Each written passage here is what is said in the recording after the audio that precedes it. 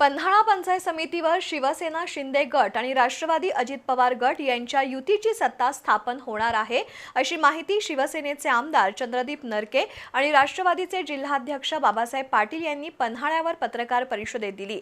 दरम्यान नूतन सदस्यांचा मान्यवरांच्या हस्ते सत्कार करण्यात आला।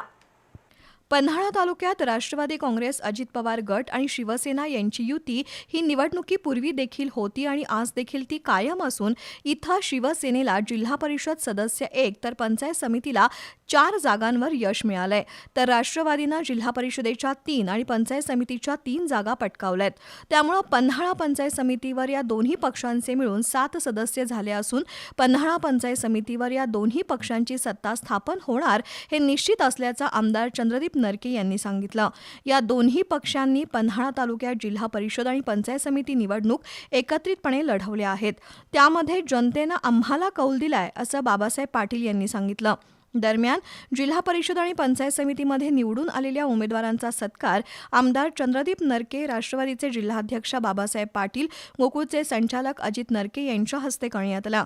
पत्रकार परिषदेला नूतन जिल्हा परिषद सदस्य पूजा पाटील, वर्षाराणी पाटील, डॉक्टर जयंत पाटील, भगवानराव पाटील, नूतन पंचायत समिती सदस्य अण्णासाहेब गायकवाड, दत्तात्रय खोत, अलका काळे, रवींद्र पाटील, माणिक पाटील, भारती पाटील, उज्ज्वला सासणे, कुंभीचे संचालक PD पाटील यांच्यासह दोन्ही पक्षांचे पदाधिकारी उपस्थित होते।